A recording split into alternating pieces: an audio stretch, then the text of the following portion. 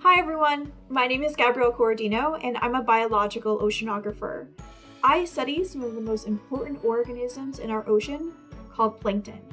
Now the word plankton does not refer to a single species, but instead it's a lifestyle. So if you're an organism that cannot swim against the currents in our oceans, you're considered to be a plankton. As you can imagine, this is a very large definition that encompasses a wide variety of organisms that fall within the planktonic community. You can have phytoplankton, or plant-like plankton. These organisms utilize the sun's light to be able to turn it into their food. These organisms create over 50% of the oxygen that we breathe within our atmosphere. We also have the zooplankton, or the animal-like plankton. These organisms have to hunt for their food, like us. So if you can think about the different types of plankton, you know that we also have a large size range within the plankton community. You can have the macroscopic plankton. Macroscopic plankton can be things like larval fish, jellyfish like the one you can see here, and they can range in size from a few centimeters all the way up to feet.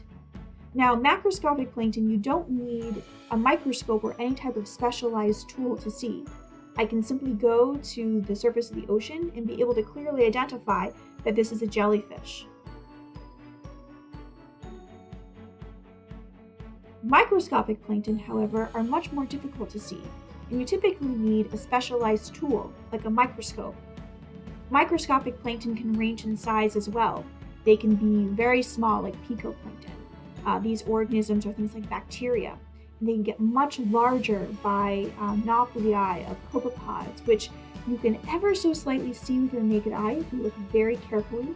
All those little floating dots are the individual plankton. Now, we typically use a microscope to be able to look at those.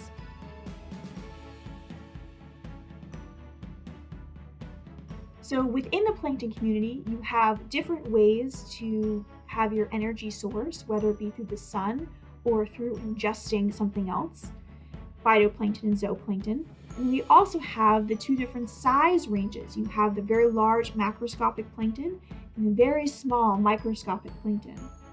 It's very important as a researcher that we understand the true diversity within the planktonic community, because plankton are the base of our oceans. Remember, phytoplankton are the producers.